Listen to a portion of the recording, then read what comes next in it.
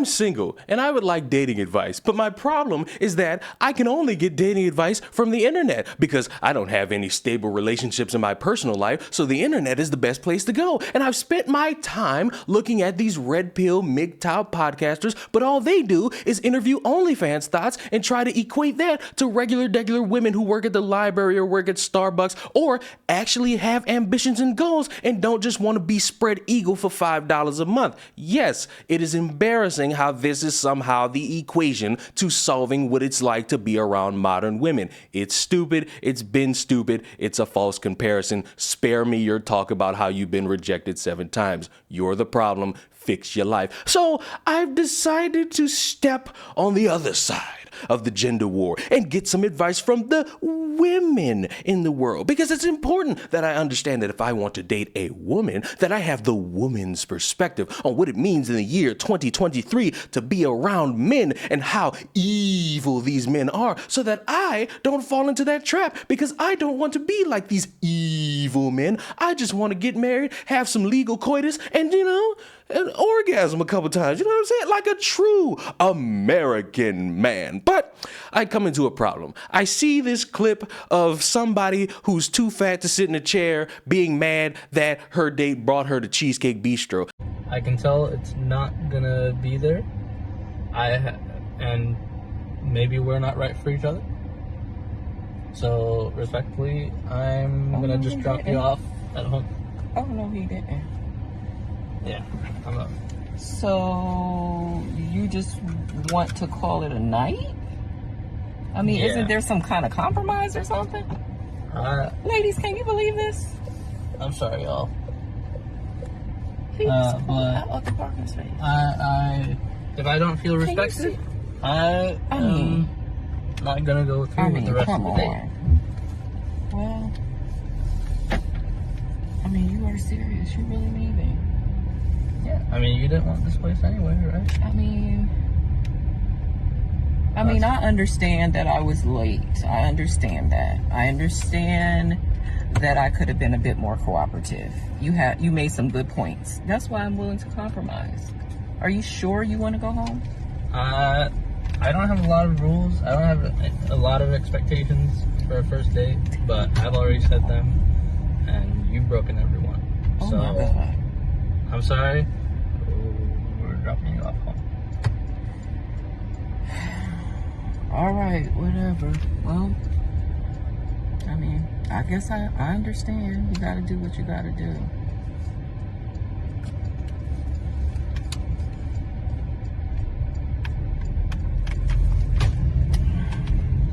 I understand where you're coming from.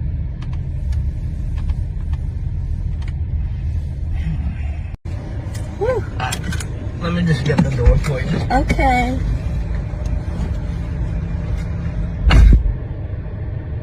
He got me at the Cheesecake Factory, y'all. I ain't getting out this car.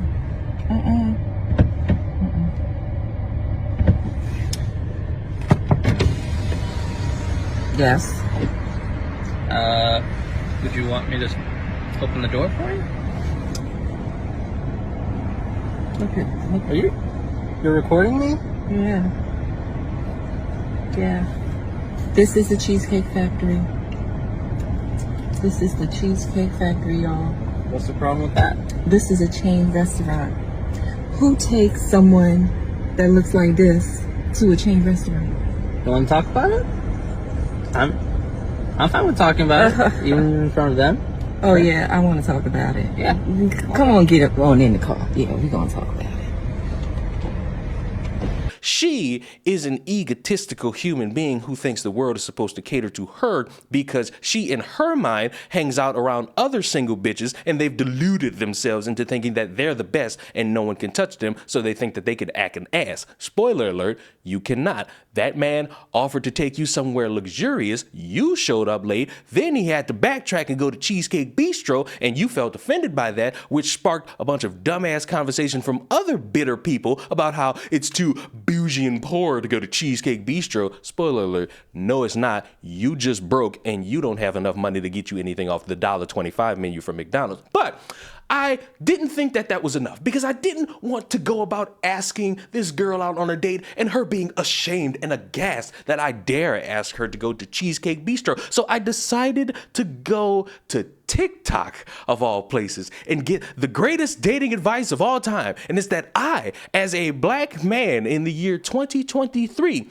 am somehow misogynistic and patriarchal, and it equates to white people being delusional about how they're not racist. Take it away, black woman. I remember learning about radical feminist theory and the concept that all heterosexual relationships with men are inherently misogynistic and patriarchal. And at first I thought they were bugging, but what I think is even more bugging now is the idea that that belief is radical. When I first read it, I read it in grad school, I thought it was a little bit extreme, like, ain't no way all heterosexual relationships. But now I'm like, no, like, of course, obviously, misogyny is embedded in our system. We're indoctrinated by it. If women, right, we have internalized misogyny, internalized patriarchal beliefs, why the hell wouldn't men when they benefit from those things? And not just romantic relationships. I mean, romantic, sexual, platonic, familial, co-worker relationship. All of those inherently have a level of misogyny that needs to be unpacked in the same way that white people inherently have some racism that they're gonna have to unpack. But then the question becomes, okay, what do we do with this information? Like, do we never have relationships with men? And valid,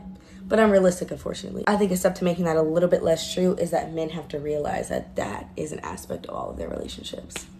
Y'all have to realize that you are inherently misogynistic in ways that you cannot even see, and that you're going to have to trust the woman in your relationship with to call that out. You need to acknowledge and accept that as truth.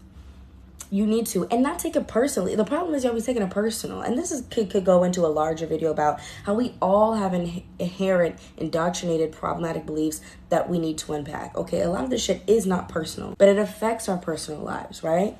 It might not be a personal attack to your person, but it affects your personal relationships and our personal lives. So you need to be fucking for real and realize that's something you need to unpack. And men, if you don't think that you don't have some misogyny that needs to be unpacked, no matter how big or small, ask the women in your life where or how your subconscious misogyny shows up, and I guarantee they're gonna have an answer for you. They're probably gonna have multiple. It is the dumbest shit on planet Earth that I just spent time listening to. For a minute and 50 seconds, I did not get a how. All I got was that word that most people like to use nowadays when it's something that means nothing, but they use it as a means to distract and confuse the person or group of people that they're talking about. What's that word? I see it a lot on Twitter. Oh, gaslighting. You're gaslighting men into believing that they're always going to be the problem, not just in a romantic relationship, but a sexual and a platonic one, to the point where you just want a man or a teenage boy to walk up to any woman, whether they be in his life or not, and ask, hey,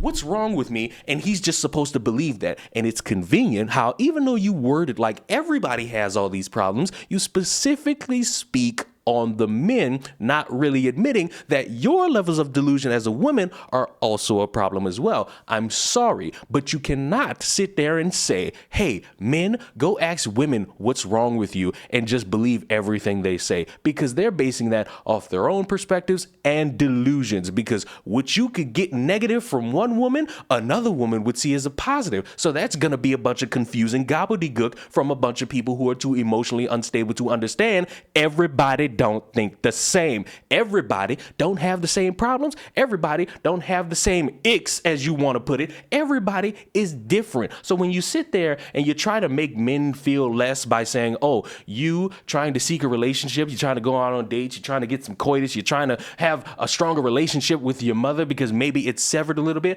No, that's inherently misogynistic and patriarchal. And for you to be dumb enough to compare that to white people who in your mind have racism embedded into their DNA to the point where they got to go take classes and spend thousands of dollars to just be told that talking to somebody is somehow racist. It's delusional. Your perspectives on life are delusional. And this is my problem with all these people who give dating advice. You have a skewed perspective because your emotionally damaged ass got heartbroken 8 years ago. And instead of improving or going outside to mingle with more people, you want to stew and say, all men ain't shit. All women ain't shit. Modern women ain't shit. Where are the traditional men? No, nobody's traditional anymore. Blah, blah, blah, blah, blah. Your perspectives are skewed based off what becomes a trending topic on social media. If I rounded up 8 OnlyFans thoughts and asked them a bunch of questions about what their preferences in dating are, this guy right here, the sexiest black YouTuber, will say, hey, that's your perspectives in life. I'm not going to turn around and say, see, fellas, look at the modern women. The modern women are nothing but a problem in this world. I'm not going to go out on the street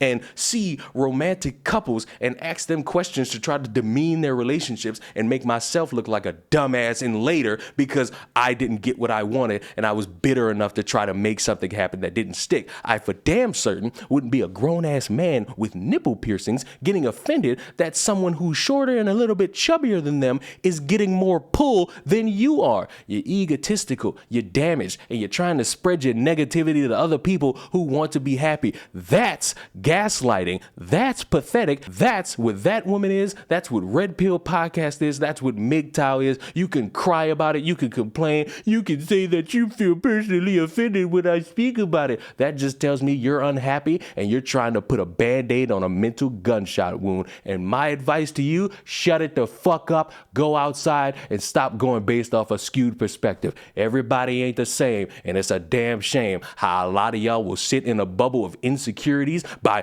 pretending to improving your life when all you are is bitter. And I wish the best for you. I want everybody to find love. I want everybody to have that nice little love, that cuddle session. It's cold outside, and everybody's supposed to be bundled up with something right now. I don't want you all to be alone for the rest of your life, but I'm gonna need you to do me a favor. For the love of God, please get some fucking better dating advice. Go find some podcasts of married couples. Go do something that's better than whatever the hell all this other shit is. Because misery loves company, and right now it's just a house of some smelly, miserable people. Subscribe to the channel. The real Black Spider-Man is out, and he'll see you in the next one. I gotta go find my Mary Jane.